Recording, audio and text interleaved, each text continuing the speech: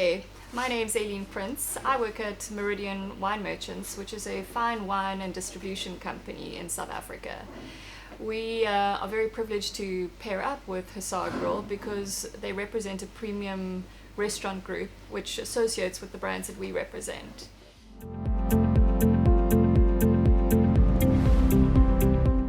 Every single year between January and March, the wine farmers harvest the grapes and they bring them to the cellar, and the winemakers, they take these grapes and they crush the grapes into the cellar and they create juice, and this grape juice is then fermented. And fermentation is basically taking the grape juice, adding some yeast to it, and these yeast, they consume the sugar in the grape juice and they release alcohol and carbon dioxide.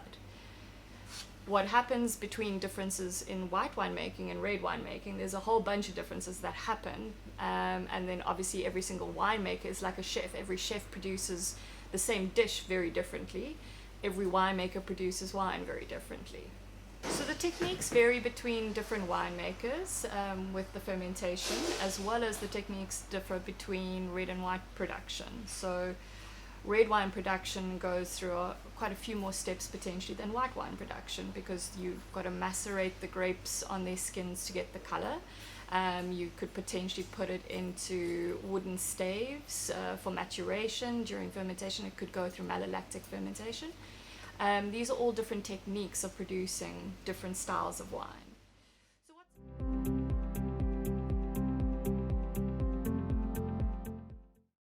So what's a cultivar? A cultivar is basically a variety of grape. So like you have, a nice analogy I use is to say there are different apples in the world. So you get a Granny Smith apple, and then you get a Golden Delicious apple. Those are both green apples, but they taste very different. The Granny Smith apple is quite a acidic, fresh, crisp apple, whereas a Golden Delicious is more subtle, nutty, rounded flavor apple.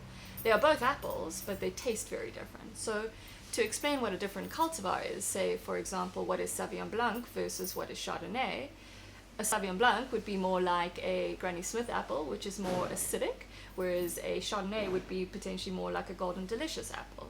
So that's how I would explain different sort of cultivars. And then what we do is we ask, what's a blended wine? So a blended wine is just adding up to two to many different cultivars of wine, so varieties of wine. So for example, a blend could be a Chardonnay, the Haute Cabrera Chardonnay Pinot Noir. That is Chardonnay grape variety and the Pinot Noir grape variety, and they are blended together to create one wine. So that is a blended wine. Another example would be the Rupert and Rothschild Classique. That's a blend of three different cultivars, one being Merlot, the next one being Cabernet Sauvignon, and the next one being Cabernet Franc.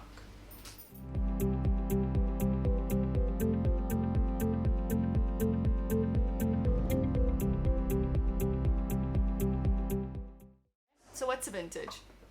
A vintage basically tells us when the grapes were harvested. So when you look at the bottle of wine and it says 2018, we can actually discern that those grapes were harvested in between January and March of 2018.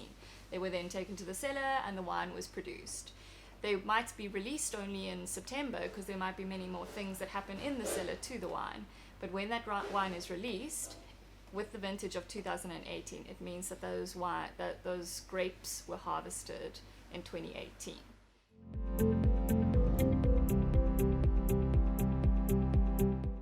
So we've been in a drought in South Africa for the last couple of years, which meant there was less rainfall. Less rainfall means that the yield of the wine production goes down. And what happens with lower production or lower yield is that we get much more concentration in the fruit. So the wine is a lot more concentrated, it's a lot more content in it. So we've been having amazing vintages recently because of the lower rainfall.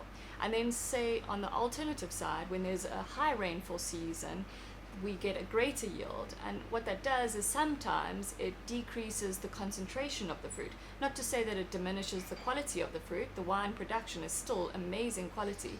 We just get less concentrated fruit.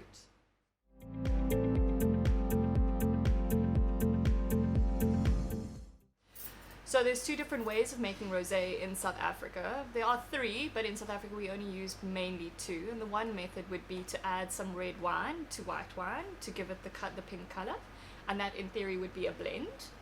And then the second way is to macerate and soak the grape juice with the red skins of the red grape varietal. So it gives a slight pinkish hue to it. So in theory you can have a Cabernet Sauvignon rosé, which means that that rosé came from the grape varietal Cabernet Sauvignon, but it's made into a rosé, which means we've only soaked the skins and the juice on the skins for a few hours to get the color.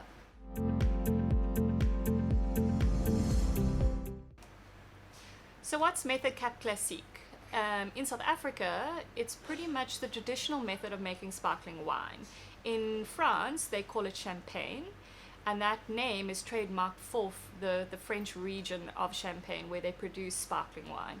In South Africa, we can't call it that because it is trademarked to France. So what we do is we use the exact same method of producing the sparkling wine, and we call it Method Cap Classique.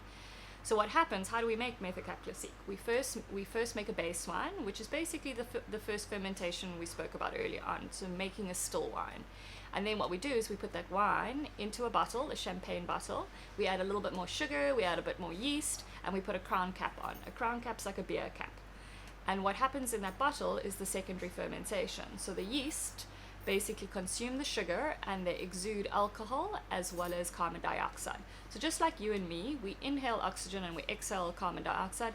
The yeast do the same thing, but they're eating the sugar and they're exuding alcohol and carbon dioxide. The carbon dioxide is a gas. So what do you do when the bottle's closed? Where does the gas bubbles go?